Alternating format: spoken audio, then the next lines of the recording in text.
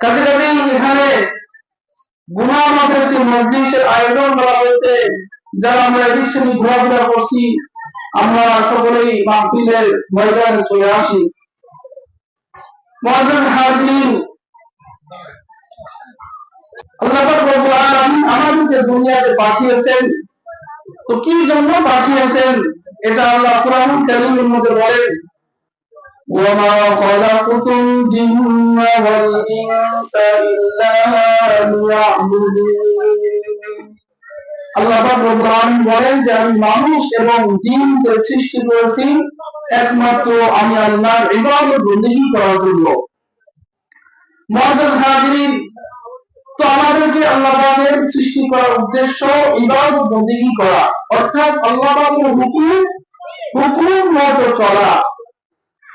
আল্লাহ পাকের হুকুম এটা কিভাবে আমরা পালন করব, নবী করিম সাল্লাল্লাহু আলাইহি ওয়াসাল্লাম তিনি দেখিয়ে গিয়েছেন, সেই পদ্ধতিতে আল্লাহর হুকুম আকাম বিধিবিধানগুলি পালন করা। মুআজ্জাজ হাজিরিন, জান্নাতে যাওয়া, আল্লাহ পাকের কাছ থেকে ক্ষমা নেওয়া, ক্ষমা পাওয়া, এটা একান্তই আল্লাহ পাকের দয়া এবং দান। যদিও জান্নাত এটা আল্লাহ পাকের একান্ত দয়া, ক্ষমা এটা একান্ত আল্লাহ পাকের একটি দান। তো এই জান্নাতে যাওয়ার জন্য কাজ করা এটা আবার বান্দার ইচ্ছাধীন। বান্দাকে ইচ্ছাধীন করে দেওয়া হয়েছে যে জান্নাত যে আমরা পাবো, তো এই জান্নাতে যাওয়ার জন্য আল্লাহ পাক রব্বুল আলামিন আমাদেরকে কাজ দিয়েছে, এই কাজ করা এটা বান্দার ইচ্ছাধীন করে দেওয়া হয়েছে। কিন্তু আমি যে জান্নাত পেয়ে যাব, আমি যে ক্ষমা পেয়ে যাব, এটা আল্লাহ পাকের ইচ্ছাধীন। কিন্তু আমাদের মনে রাখতে হবে যে জান্নাতে যাওয়ার জন্য কাজ করা এটা বান্দার ইচ্ছাধীন করে দেওয়া হয়েছে। মুআজ্জাজ হাজিরিন, একটা অনুরোধ আমাদের আছে যে আমরা খেতে ফসল লাগাই, বীজ বপন করি, তো বীজ বপন করা এটা আমার বান্দার কাজ। কথার কথা আমি আমার খেতে ধান লাগাবো, এই ধান করতেছি, তো এই বীজ বপন করা, এরপর খেতে সার দেওয়া, পানি দেওয়া, এটা হলো বান্দার কাজ। কিন্তু এই ক্ষেত থেকে কি পরিমাণে ধান আমি পাবো, আমি আমার ইচ্ছা মতো আমি এই ক্ষেত থেকে ধান পাবো না। আল্লাহ পাক রব্বুল আলামিনের আল্লাহ পাক যতটুকু দিবেন অতটুকুই আমি পাবো। কাজে কাজে তো এই যে কাজ করা, খেতে কাজ করা, এটা বান্দার কাজ, এটা আল্লাহর কাজ না। আল্লাহ কোনো ফেরেশতাদেরকে পাঠিয়ে দিবেন না যে ফেরেশতারা তার খেতে তুমি ধান লাগিয়ে দিয়ে আসো, এরকম না। এই কাজগুলি বান্দা সে ইচ্ছা করেই খেতে বীজ বপন করতে হবে, সেখানে সার দিতে হবে, পানি দিতে হবে, এই কাজগুলি হলো বান্দার কাজ। এখন যদি কেউ বলে যে আসলে জান্নাত তো ফসল তো আল্লাহই দিবেন, তা আমি কাজ করবো কি জন্য, তো এটা তার ভুল হবে। তো মুআজ্জাজ হাজিরিন,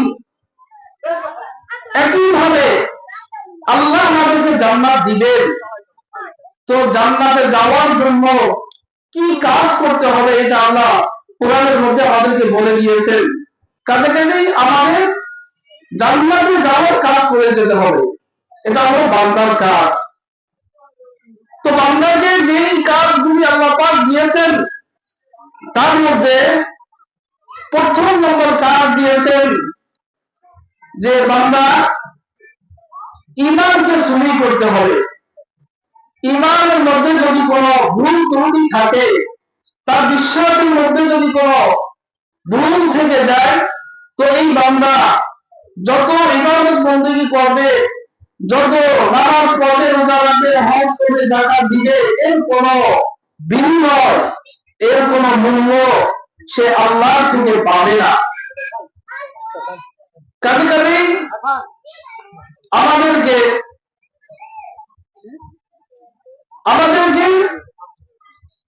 ইমানকে আগে সহি করার জন্য বলা হয়েছে। ইমান যদি সহি না থাকে তাহলে ইবাদত বন্দেগী এটা কোনো কাজে আসবে না। সংক্ষেপে আমি অল্প সময়ে কিছু কথা বলবো। মুআজ্জাজ হাজিরিন, বান্দার এক নম্বর কাজ দিলেন আল্লাহ পাক রব্বুল আলামিন, যে ইমানের মধ্যে কোনো ভুল ত্রুটি না থাকে, আমার বিশ্বাসটা যেন সহি থাকে, খাঁটি থাকে।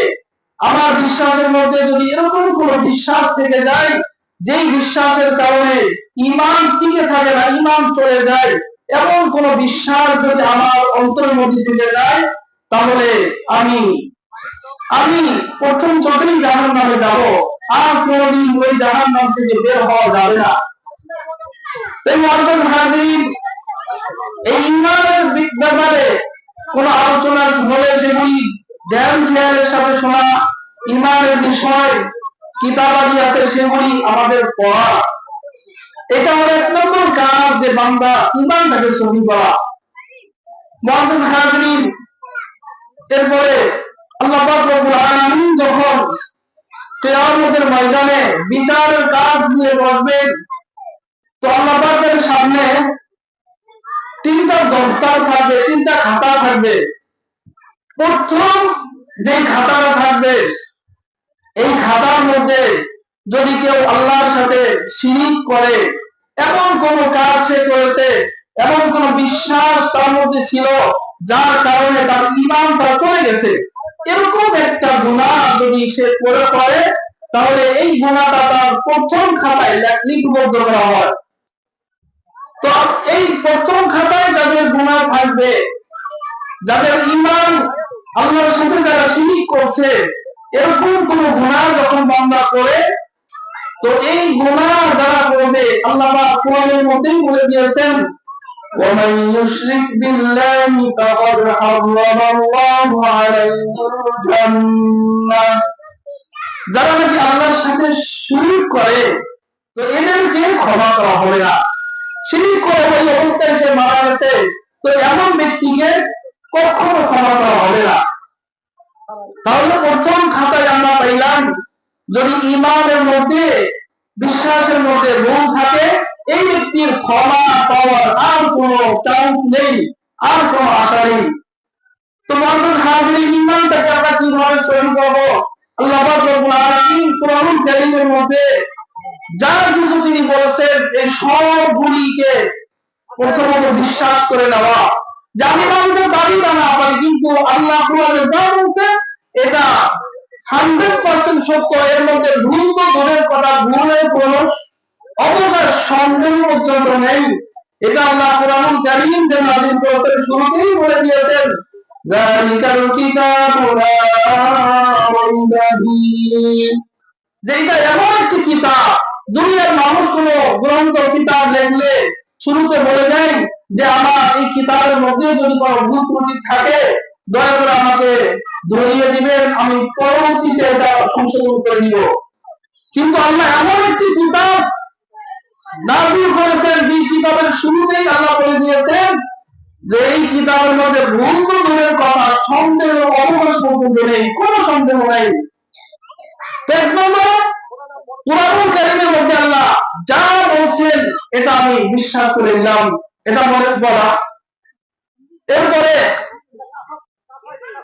হাদিসের মধ্যে যেই হাদিসগুলি দলিল আদিল্লাহর মাধ্যমে শক্তিশালী, তো এরকম যে হাদিসগুলি আছে, এই হাদিসে যা কিছু আল্লাহ হাবিব সাল্লাল্লাহু আলাইহি ওয়াসাল্লাম বলেছেন, এগুলিকেও বিশ্বাস করে নেওয়া। সর্বোপরি সার কথা হলো যে আল্লাহ, আল্লাহর কাছে বলা যে আল্লাহ, ঈমানকে সহি করার জন্য, ঈমান ঠিক রাখার জন্য যা কিছু বিশ্বাস করা দরকার, সেগুলি আমি যতটুকু জানি সেটাও বিশ্বাস করি, আর যেগুলি আমি জানি না সেগুলিকে আমি বিশ্বাস করে নিলাম, এগুলি মনে মনে বলা। মুআজ্জাজ হাজিরিন, তো এক নম্বর বলা হইতেছে যে ঈমানকে সহি করার জন্য আল্লাহ পাক রব্বুল আলামিন আমাদেরকে দায়িত্ব দিয়েছেন। বলতেছিলাম যে জান্নাতে যাওয়ার জন্য আমাদের কাজ করা, এটা আমাদের দায়িত্ব। তো এক নম্বর বললাম ঈমানকে সহি করা। দ্বিতীয় নম্বর যে খাতাটা থাকবে, এই খাতার মধ্যে কোন বান্দা যখন বান্দার হক নষ্ট করবে, কোন পশু পাখির হক নষ্ট করবে, এই গুনাহটা দ্বিতীয় খাতার মধ্যে লিপিবদ্ধ করা হয়, দ্বিতীয় খাতার মধ্যে লেখা হয়। আবার এই দ্বিতীয় খাতার শুরুতে লেখা আছে, কেউ যদি এই দ্বিতীয় খাতার গুনাহটা করে, কোন বান্দা হক নষ্ট করে, কোন পশু পাখির হক, কোন পশু পাখিকে অন্যায় ভাবে কষ্ট দেয়, তাহলে এই গুনাহ আমি ক্ষমা করব না। তো ক্ষমা না করলে কি করবে? যেই বান্দার হক সে নষ্ট করলো, কিয়ামতের ময়দানে ওই বান্দা আল্লাহর কাছে বলবে যে আল্লাহ, সে আমাকে অন্যায় ভাবে মারছিল, অন্যায় ভাবে সে আমাকে গালি দিয়েছিল, বকাঝকা দিয়েছিল। তো এই কথা বললে আল্লাহ বলবেন, তা ঠিক আছে, এর ক্ষতিপূরণ তুমি দাও। জান্নাতের মধ্যে তো এই দুনিয়ার টাকা পয়সা স্বর্ণ এগুলি নাই, ওইখানে লেনদেন হবে হলো নেকি, নেকি বডি দ্বারা। তো কেউ কারো হক নষ্ট করলো, তো তার জন্য আল্লাহ পাক রব্বুল আলামিন তাকে বলবে যে তুমি তাকে নেকি দাও। তো একজনের হক নষ্ট করছে, তো এই হকের কি পরিমাণ সে নেকি পাবে, এটা আল্লাহ পাক রব্বুল আলামিনের নির্ধারিত আছে। সেই অনুযায়ী ওই হকের ক্ষতিপূরণ করা হবে। তো দেখা যাবে হাদিসের মধ্যে আসছে, রাসূল কারীম সাল্লাল্লাহু আলাইহি ওয়াসাল্লাম বলেন, কিছু বান্দা এমন থাকবে যে তারা মানুষকে এত কষ্ট দিত, তারা আবার নামাজ পড়তো, রোজা রাখতো, হজ করতো, যাকাত দিত, ইবাদত বন্দেগীও করতো, আবার তার আচার ব্যবহার ভালো ছিল না, সে মানুষকে অন্যায়ভাবে কষ্ট দিত। তো এরকম মানুষগুলি যখন কিয়ামতের ময়দানে মানুষের হক দিতে থাকবে, হাদিসে রাসূল কারীম সাল্লাল্লাহু আলাইহি ওয়াসাল্লাম বলেন যে এই লোক অনেক সব নিয়ে কিয়ামতের ময়দানে উঠবে, বিশাল পাহাড়কে পাহাড় লেগে আছে তার সব, এই সব সে দিতে দিতে দিতে সব সে তার হয়ে যাবে। এরপরে দেখা যাবে এখনো পাওনাদার সিরিয়ালে দাঁড়িয়ে আছে। এবার আল্লাহ পাক রব্বুল আলামিন তাকে বলবেন যে তাদের হক তুমি পরিশোধ করো। পরিশোধ করবে কি দিয়ে? তার তো নাকি শেষ। তো এই জন্য আল্লাহ বলবেন, ঠিক আছে, তাহলে তার গুনাহ তুমি নাও, নিয়ে এবার জাহান্নামে গিয়ে বড় শাস্তি ভোগ করো। মুআজ্জাজ হাজিরিন, দ্বিতীয় নম্বর খাতায় পাইলাম যে দ্বিতীয় নম্বর খাতায় যদি কেউ যদি গুনাহ করে, কোন মানুষের হক নষ্ট করে, তাহলে এটার ক্ষতিপূরণ তাকে দিতে হবে।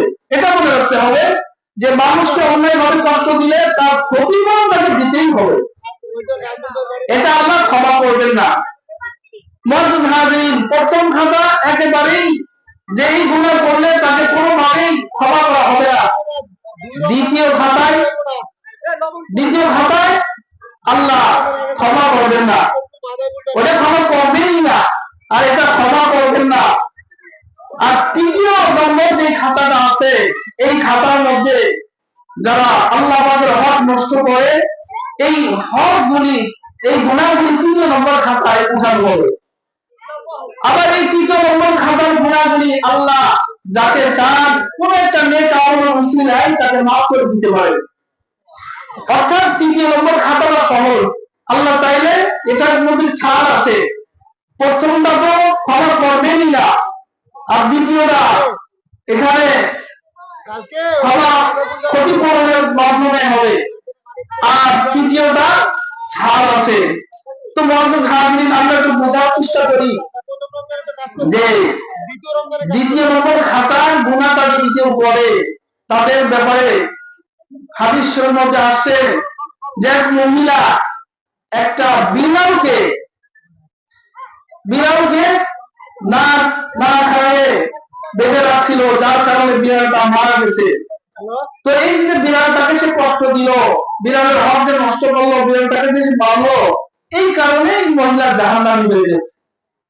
তাহলে কি বুঝলাম যে একটা বিড়ালকে কষ্ট দিয়ে জাহান্নামে যেতে হচ্ছে, সেখানে মানুষ হলো আশরাফুল মাখলুকাত, সৃষ্টির সিরাজি। এই মানুষকে যদি কেউ কষ্ট দেয় তাহলে তার কি অবস্থা হবে? তো এরকম এক মহিলার ব্যাপারে সাহাবায়ে কেরাম রাদিয়াল্লাহু তাআলা আজমাইন বলেছিল যে ইয়া রাসূলুল্লাহ ইয়া হাবিবাল্লাহ, যে এক মহিলা সে আল্লাহ পাকের ইবাদত যেমন ফরজ, ওয়াজিব, সুন্নাতে মুআক্কাদা এগুলি সে রেগুলার সে পালন করে, এর সাথে সাথে নফল ইবাদত বন্দেগী সে কেমন করে, যে সারা রাত দাঁড়িয়ে দাঁড়িয়ে সে নামাজ পড়ে, আবার দিনে সে রোজা রাখে, এত নেক আমল করে মহিলা। তো এই মহিলার ব্যাপারে আসছে যে মহিলা তার আচার ব্যবহার ভালো ছিল না, সে তার প্রতিবেশীকে কষ্ট দিত, এটা হলো তার অভিযোগ। তো সাহাবায়ে কেরাম এই মহিলার ব্যাপারে ফয়সালা জানলেন যে আল্লাহর রাসূল, যে এই মহিলার ব্যাপারে ফয়সালা কি হবে, এই মহিলা কি হলো? সাথে সাথে রাসূল করিম সাল্লাল্লাহু আলাইহি ওয়াসাল্লাম জবাব দিলেন যে হিয়া ফিন্নার, যে এই মহিলা জাহান্নামী হবে। মুআজ্জাজ হাজিরিন, তাহলে কি বুঝলাম যে এত নামাজ রোজা ইবাদত বন্দেগী করার পরেও সে জাহান্নামে যাইতেছে, কারণটা কি? বান্দার হক নষ্ট করছে, মানুষকে কষ্ট দিছে। এজন্য এই এক নম্বর খাতাটাও তো একেবারেই সাবধান, দ্বিতীয় নম্বর খাতাও ব্যাপারেও খুব সাবধান, যে আমার দ্বারা কোন মানুষ যেন অন্যায় ভাবে কষ্ট না পায় সেদিকে খেয়াল রাখা। ইসলাম বলে যে আমি একটু কষ্টের মধ্যে থাকি, আমার ভাই সে যেন শান্তিতে থাকে, এটা সবার মন মানসিকতা হওয়া দরকার। এটা ইসলাম চায় যে আমি একটু কষ্টের মধ্যে থাকি কিন্তু আমার ভাই যেন শান্তিতে থাকে, এটা ইসলাম চায়। মুআজ্জাজ হাজিরিন, সেজন্য ঈমানকে সহি করা আর বান্দার হক যেন নষ্ট না হয় সেদিকে খেয়াল রাখা। তো সংক্ষেপে এই যে দুটো কথা, যে আমার দ্বারা আমার এক নম্বর দায়িত্ব হলো ঈমানটা সহি করা, দ্বিতীয় নম্বর দায়িত্ব যে আমার দ্বারা কোন মানুষ যেন কষ্ট না পায় সেদিকে খেয়াল রাখা।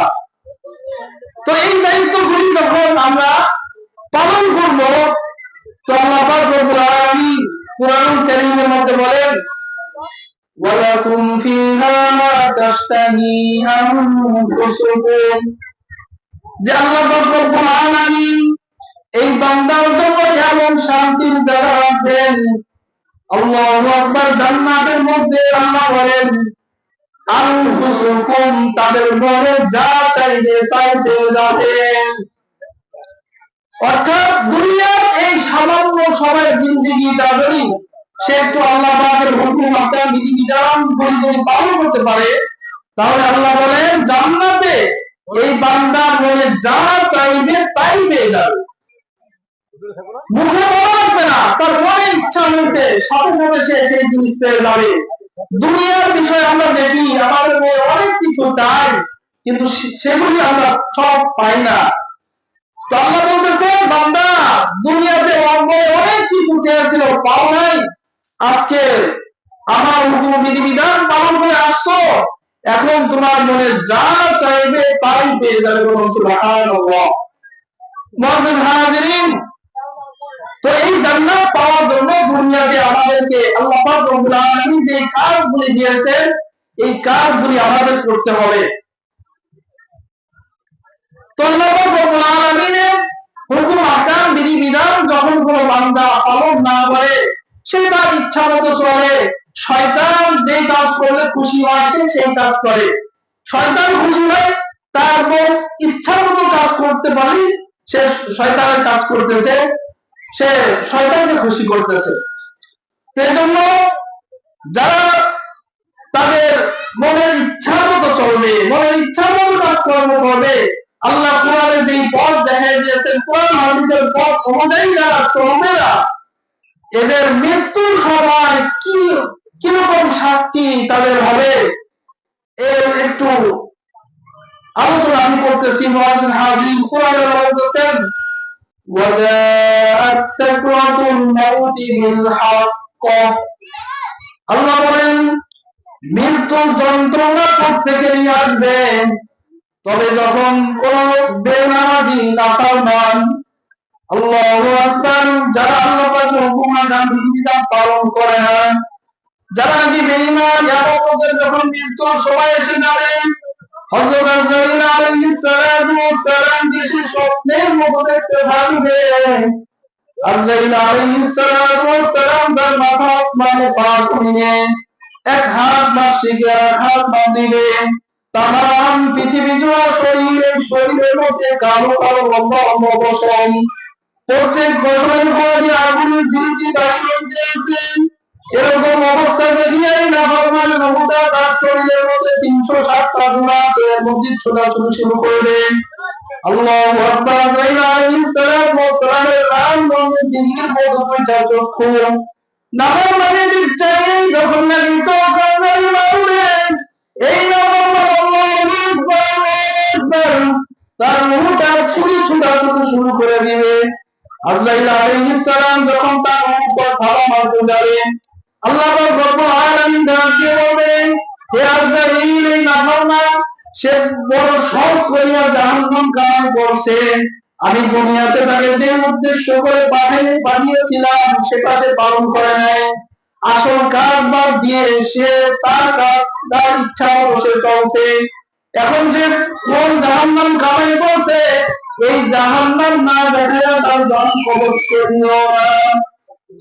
আল্লাহু আকবার। হযরত আজরাইল আলাইহিস সালাম তখন বান্দার স্বপ্নের মধ্যে দেখতে থাকবে জাহান্নামের দরওয়াজাগুলি টাস টাস করিয়া খুলিয়া গেছে, জাহান্নামের মধ্যে আগুন দাউ দাউ দাউ দাউ করিয়া জ্বলতে আছে।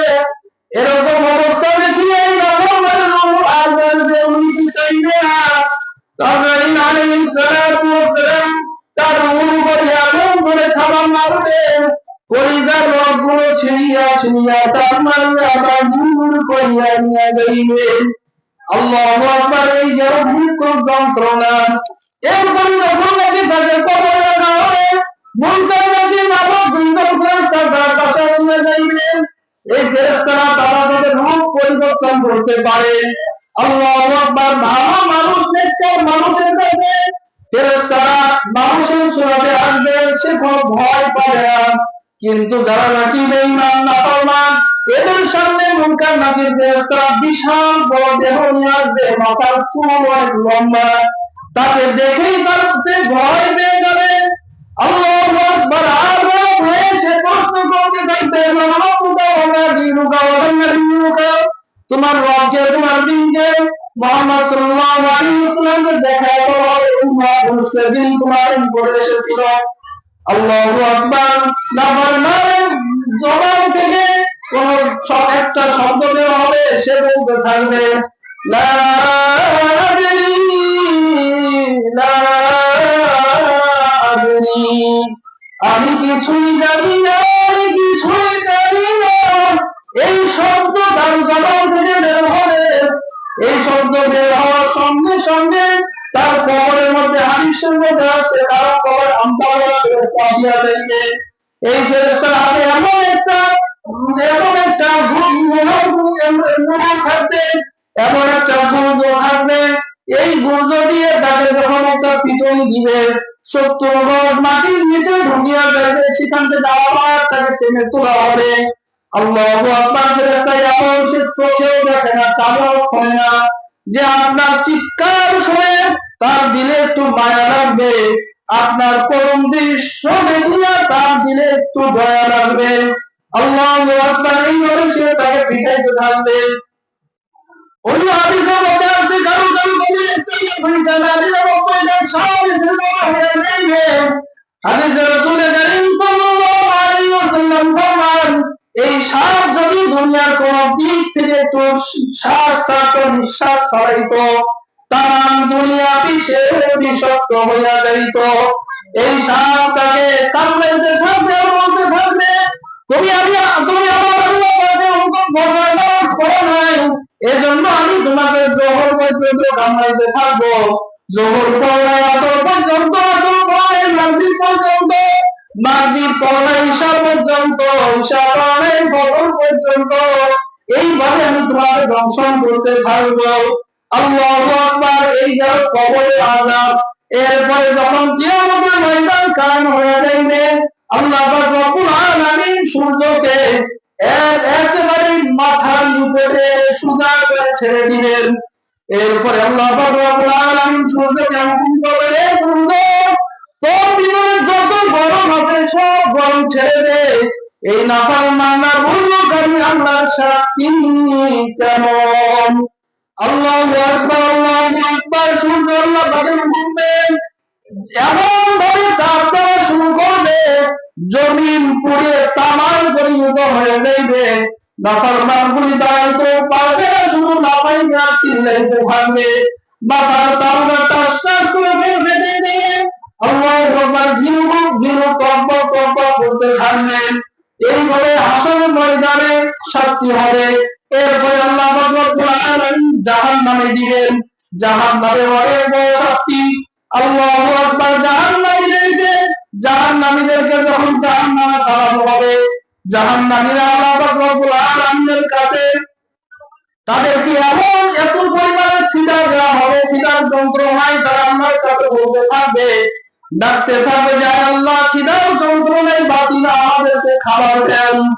আল্লাহ পাক রব্বুল আলামিন ফেরেশতাদেরকে ডাক দিয়ে বলবেন, 1000 বছর পর্যন্ত যখন আল্লাহকে ডাকবে, তখন আল্লাহ জবাব দিবেন আর বলবেন যে আমার ফেরেশতারা দুনিয়ার মধ্যে আমি তাকে কত সুন্দর খাবার খাওয়াইছি, মিষ্টি পানি পান করেছি, কত নাচ নিয়ামত আমি তাকে দান করেছিলাম, এত আমার নাচ নিয়ামত খায় আমার হুকুম পালন করে নাই। আজকে তারা আমার থেকে খাবার কি খাবার পাবে, সেই খাবারটা তোমরা দাও, এটা আল্লাহ বলে দিয়েছেন।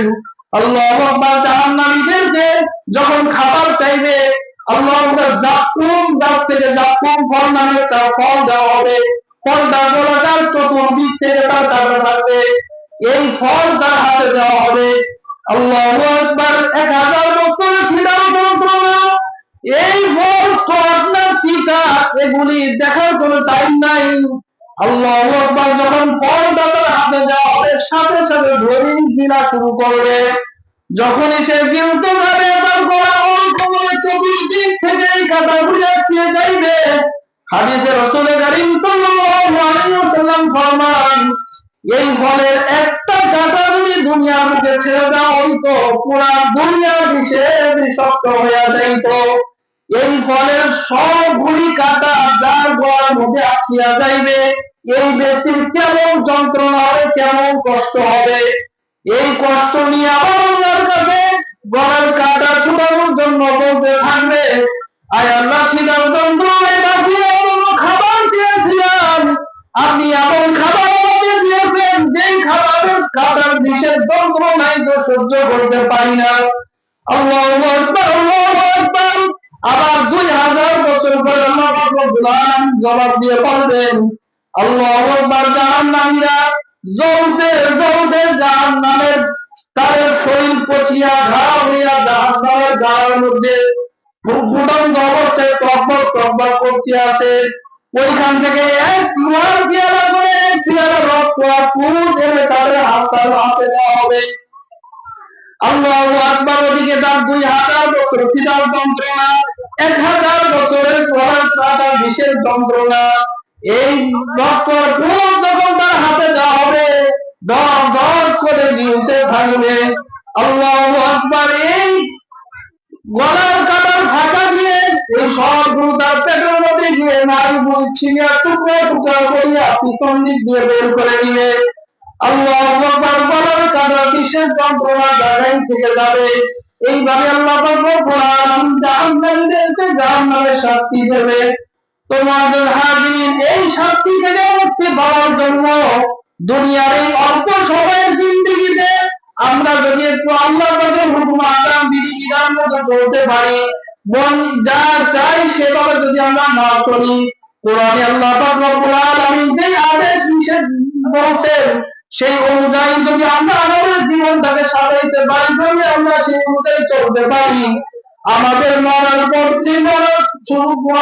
থেকে শান্তি শুরু হবে। এই শান্তি আর কোনদিন শেষ হবে না। কাজে কাজে এই শান্তি পাওয়ার জন্য আল্লাহু আকবার আমাদেরকে সামান্য সময়ের জিন্দেগিতে একটু কষ্ট করা লাগবে। যে মনে যা চাইবে আমি তাই করতে পারবো না। আমাদের সামনে রমজান মাস আসতেছে। এই রমজান মাস আল্লাহু আকবার একটা ট্রেনিং কোর্স। যে বান্দা তোমার মনে কত খাবার, যে খাবার অন্য সময় জায়েজ ছিল, রমজান মাসে সেগুলি হারাম করে দেওয়া হয়েছে। এইগুলি তোমার মনে খেতে চায়, তারপরে তুমি কেন খাও না? যে আমি যদি খাই, দুনিয়ার কোন মানুষ না দেখলে আল্লাহ তো আমাকে দেখতেছে, আমি হালাল খাবার খেলেও আমার রোজাটা ভেঙে যাবে। এই যে ভিতরে আল্লাহ পাক একটা ট্রেনিং দেওয়া হয়েছে যে বান্দা তুমি যেখানে থাকো না কেন, কোন অন্যায় করতে গেলে সাথে সাথে খেয়াল করবা যে দুনিয়ার কোন মানুষ যদি আমাকে দেখে না, আল্লাহ তো আমাকে দেখতে আছে, তিনি তো আমার দিকে তাকিয়ে আছে। এই একটা ওয়াজ যদি কারো দিলের মধ্যে বসে যায়, এই বান্দা আল্লাহর ওলিতে পরিণত হয়ে যাবে, সে জান্নাতি মানুষ হয়ে যাবে। মুআজ্জাল হাজিরিন, তাহলে এই বয়ান থেকে আমরা একটা নসিহত ভিতরে ঠিক করতে পারি কিনা? সামনে যে রমজান মাস আসতেছে, এই রমজান মাসে গুনাহ ছেড়ে দেওয়ার জন্য অনেক সহজ একটা ব্যবস্থা আল্লাহ পাক রব্বুল আলামিন রমজান মাসে সমস্ত যেই জিনগুলি আছে, তারা মুকাব্বির যে জিনগুলি আছে, এই জিনগুলি আল্লাহ বন্দী করে রাখেন। এর একটা প্রভাবও সাথে সাথে আমরা দেখতে পাই যে রমজানের শুরুর দিক দিয়ে মসজিদ ভরে যায়, মানুষ নামাজ পড়ে। তো মুআজ্জাল হাজিরিন, এই রমজান মাসে যখনই আমরা সুযোগ পেলাম আল্লাহ পাকের ইবাদত বন্দেগী করার, নামাজ পড়ার, তো এই নামাজটা আমাদেরকে ধরে রাখতে হবে। যদি আমরা ধরে না রাখতে পারি, শয়তান আবার আমাদেরকে জাহান্নামের পথে চালাইবে।